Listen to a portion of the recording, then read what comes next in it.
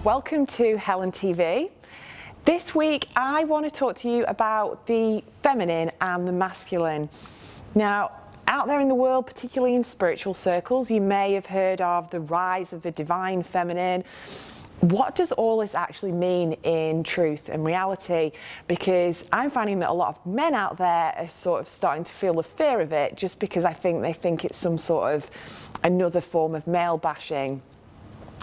And what does really being in the feminine and being feminine actually mean in truth and reality?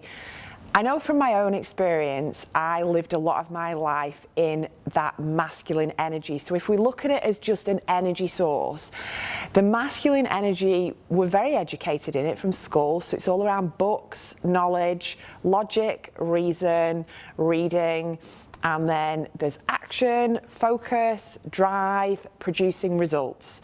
So it's a very masculine energy.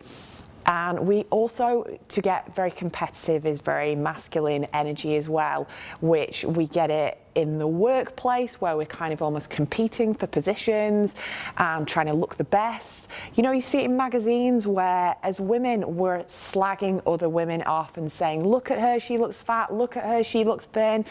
And there's that kind of compete and bitch thing going on. Now the feminine is something in contrast, again an energy, we're made up of both, and it's a lot softer. It's still got the same power behind it, and it is when we tap into things like intuition, when we look at things like collaboration, so working together more effectively to get things done. It's around creativity, making things, baking, sewing, you know, creation. And you look at everything that creation is, from a baby to planting seeds in the ground and creating a garden, to creating innovation, to new ideas that we're creating and birthing into this world. That is all creation and an element of the feminine. If we look what else it is, it's around beauty. And when we access the feminine, we do so through our own power center and through things like honoring our feelings, honoring cycles that we go through, listening to ourselves and our body, listening to our intuition, attracting in and being more receptive as opposed to going outwards and do. So we're more in a space of being.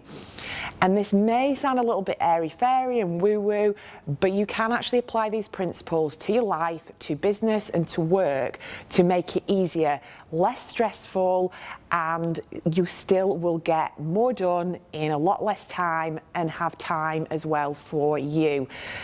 How can you actually bring the feminine into your life? Well, first of all, you need to ask yourself, what do you feel the feminine is? Do you get negative connotations? Maybe it's girly, it's flirty, it's not good, it's something that attracts unwanted attention. You really need to ask yourself this, because if you have any negative connotations about what the feminine is, you're not going to want to access it. The second one is to get in touch with your feelings. We are often told, no, it's not a good thing to be in touch with our feelings and suppress our emotions, but actually our feelings are actually a really good guide of, this does not feel right. This business deal that we're going into, something about it does not feel good. I want to explore it further. Or, you know, I don't feel like I want to go out on that night out. I feel that I really want to take time out for me. And we don't often honor that. We're just pushing against what nature is giving us. So learn to sit and ask yourself internally, what am I actually feeling? Given what I'm feeling, what do I now want? The next one is around just getting creative. Get out in nature, make something, do something, dress up, get in the garden, come up with some new ideas, make a collage, do some artwork. Whatever it is that you feel is your thing for creativity, then get out there and just do it and just start getting creative, just for the hell of it, just for the fun of it. My next tip is around getting in nature and just really connecting with nature and being present with it and seeing it for the beauty that it is. Hear the birds when you're walking, see the trees, see the flowers, see the grass, feel the wind on your face, feel the sun and the heat and what it does for you, and just be really present with nature.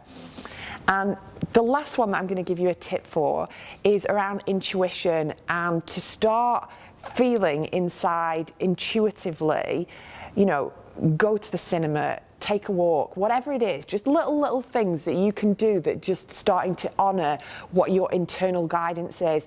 And if you're getting those intuitive hits, don't do something, then start listening to them and start honoring them rather than ignoring them.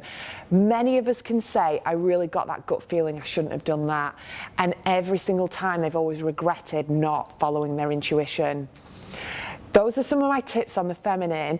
If you really want to get access and start tapping into this side of you and start operating from a more feminine perspective, then I do offer one-to-one coaching sessions where we can work with whatever your issue is and work through that so you can start operating from this more feminine space and help to reduce your stress, anxiety, start attracting more in and bring more joy and fun into your life.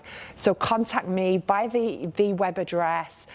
If you like these videos, subscribe to the YouTube channel. I look forward to staying connected with you, and thank you for watching Helen TV.